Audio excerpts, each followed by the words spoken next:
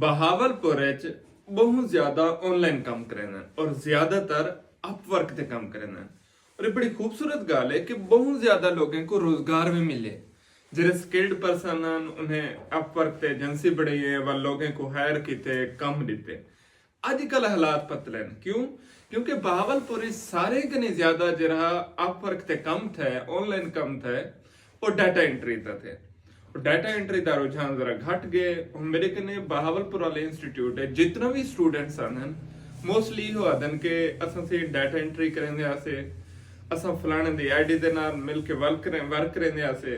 लेकिन आजकल हालात क्या ने, मैं ज्यादातर फोकस करेंदा फाइवर दे उत्ते। अपवर्क दी बनिस्बत फाइवर जल्दी रैंक थी वने, काम ही जल्दी मिलन शुरू थी वने, बस थोड़ी जी टेक्निक इस्तेमाल करनी पौंदी है। मैं हुण तरीकाकार थोड़ा जिहा चेंज कीते में कि बहावलपुर जेरे सारे नवे स्टूडेंट आसन हुण उन्हें को एक तो असां स्किल सिखेसूं, दूजा उन्हें दी फाइवर दी आईडी बढ़वेसूं, तीजा उन्हें को पहला ऑर्डर ला के देसूं। उनदे चो क्या सीख है, क्लाइंट को डील किवें करनी है, चैट किवें करनी है, ऑर्डर कंप्लीट किवें करने, उसको डिलीवर किवें करने।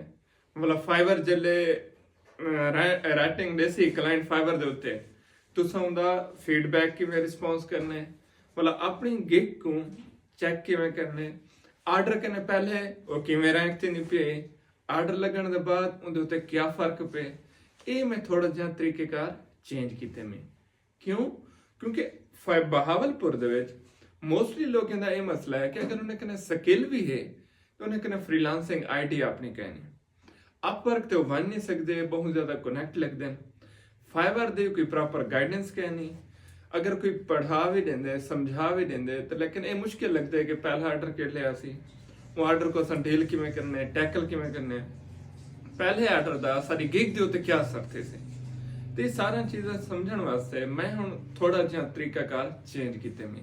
क्या कि जेरे सारे कने स्टूडेंट एनरोल थींदे पे नवें उन्हें दी असां फाइवर आईडी बढ़वेसूं ट्रेनिंग तो में थींदी है, उनदे उत्ते पहला ऑर्डर तो को ला के दिता वैसे और तुसां प्रैक्टिकली सीखसो कि क्लाइंट किवें है, असां को रिस्पॉन्स किवें कीते, असां अपनी आईडी ते ट्यून वगैरह किवें सेट कीती है, असां ऑर्डर को डिलीवर किवें कीते, ये सारी चीज़ां तुसां प्रैक्टिकली सीखसो। ते बड़ी खुशी की गल है बहावलपुर वाले जेरे नौजवान हैं या ओवरऑल जरा तबका है बड़ा बाशऊर है और काफ़ी अरसे के मैं तो मेरे नहीं पहले दा ऑनलाइन काम करेंदा पे। लेकिन हुण हालात पतले थी गए, घबरावना कहने। क्यों? क्योंकि हालात तो उत्ते तले थींदे रहे, लेकिन असां आप को बैलेंस करेंदा ने। लिहाजा अपवर्क दी टेंशन कहनी, हुण फाइवर दे उत्ते फोकस करो। पहला ऑर्डर तो आपको तुहाडा भिरा ला करे सी, जिहड़ी भी तुहाडी स्किल पहला ऑर्डर मेरी तरफों हो सी। ये नहीं कि मैं तो पैसे दिंदा पिया, वो इस वास्ते हो सी कि तुसां प्रैक्टिकली समझना है कि काम थींदा किवें, डिलीवर किवें थींदे और तुहाडी आईडी दे उत्ते उनदा रिजल्ट क्या निकलदा है। इन शक समझण वास्ते हुण मेरे को कमेंट है दसो क्या या तो फाइवर ते इंटरेस्ट है या तुहाडे कने पहले कोई स्किल है, तो क्या तुहाकू तुहाडा भिरा पहला ऑर्डर ला के देवे या ना। जे को पहला ऑर्डर चाहिए फाइवर का कमेंट दसो।